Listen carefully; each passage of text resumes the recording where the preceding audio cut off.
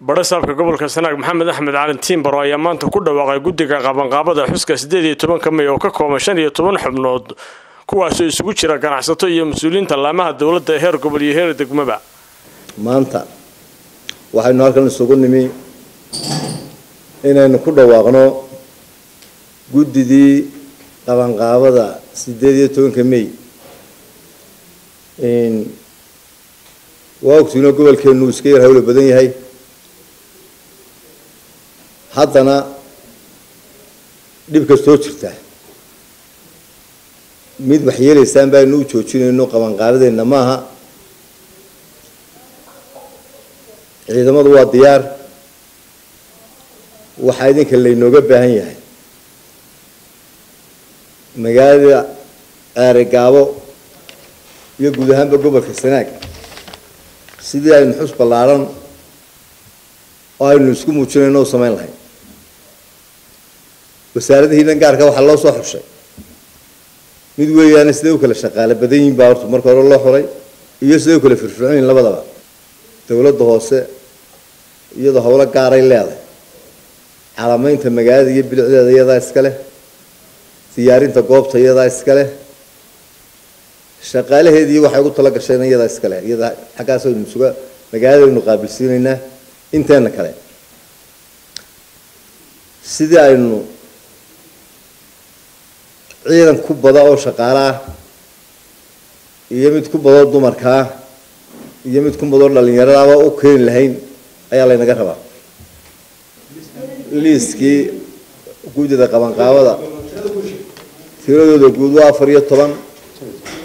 15 isugu jira wasaaradaha ururada dumarka dhalinyarada iyo waayeelka kale magaalada way isku jiraan waxaana ka kooban yihiin 15 xubnood gudoomiye waxa gudoomiyaha ku-xigeenka gobolka gudoomiye ku-xigeenna waxa maayarka magaalada xogeeyana waxa xogeeyaha dawladda hoose degmada Aargaabo guddiduna intaas ka koobnaan doontaa 15 xubnood hawlgal wanaagsan baan leenahay barasaabka gobolka Sanaag Maxamed Axmed Caalin Tiimbaro maruu ka hadlayay xaaladda degdeg ah ee lagu soo rogay gobolka Sanaag taasoo uu sheegay in bulshada qaarkeed aragti qaldan ka fahmeen wuxuu yiri dadka qaar baa jiro ilaa baan baa Aargaabo la saarayo markii baan la saarayna waxba noo suurto gali maayaan waxa la yaalay wuxuu baankaas inaga xumeeyay oo inaga baaqday oo aynu garayna ma jirto baanku hadduu yahay dambiilaha la soo qabto hadda tiraab aynu ku marmarsuno marka dambiilaha la soo qabanayo waxba naga qaldan waxa ay u muuqataa inaynu inagu taageersanahay dambiilayaasha marka afkeenana maaha laynagana maqli maayo baankaas waxa la yaalay wax uu ka bedelay sidii hawl maalmeedkeenu u socday ma garanayo anigu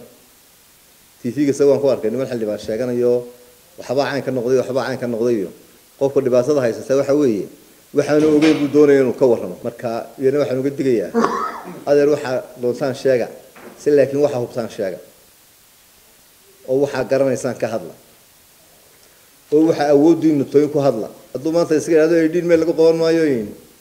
Aargaabo dee wuu iska yiri waan iska hadlay waliba waa kiis waa qaranimo ma jirto markaa ninka Aargaabo ka dhooqay qaranimo kama jirto Aargaabo isaga cirka roobko iyagana digniin baynu diraynaa dadka waxa la warwareegaya baana saaran iyo wax hawl maalmeedkayga iskaayo hortaagan iyo wax dhibaato wax bandoon anagu aragnay midna ma jiro ninka arkayna isaga sheegi doona waa Cabdullaahi Xuseen Darwish Somali Cable TV Aargaabo.